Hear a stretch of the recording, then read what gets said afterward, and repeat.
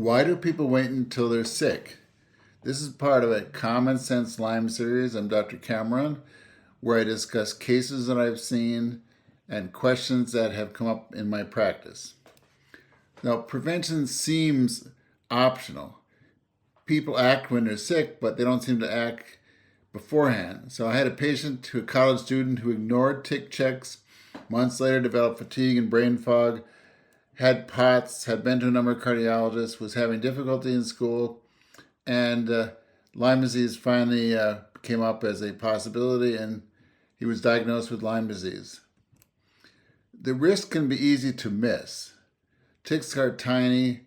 Sometimes they're not very visible, may be removed without thinking about it. Plus, a lot of people never see the tick.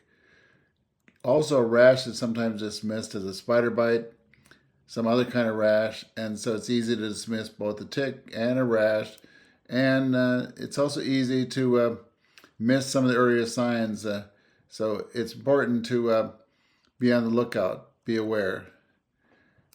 There's a feeling of it won't happen to me, because a lot of people are optimistic, think it's not going to happen. It's everybody else. They're not active. They're not out there. That's called optimism bias. That is, they miss the case because they're not thinking they're going to ever have Lyme disease. So I had a patient who was a mom of two who skipped prevention. Her child was later diagnosed with Lyme and Babesia. She hadn't thought of it as important to her, but it certainly was once that child was having trouble in school. There's no reward until it's too late. Prevention feels invisible when it works. So my patient says, I'm going to skip repellent once. It's just a weekend. The risk is low, but sure enough, the patient got bit and within a few days got Lyme disease. But fortunately, they're aware enough about Lyme disease, so it didn't turn out to be as complicated as that it could have been. And we tend to react. We don't really think of prevention. So my patient was a landscaper, had known about Lyme, just superficially said he'll treat it when it comes up. But in this case, he developed Lyme carditis.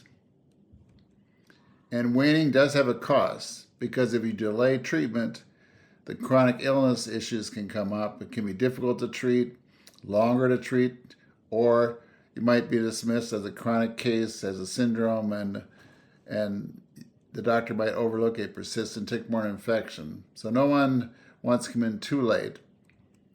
But what helps? Sharing stories like this helps.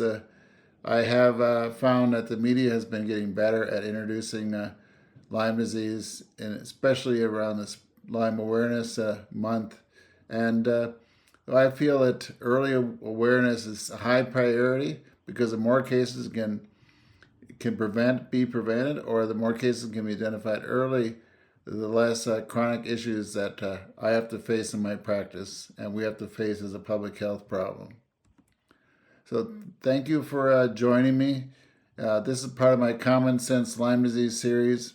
And remember, prevention is important, even if you think you're not going to have a problem. So have a good day.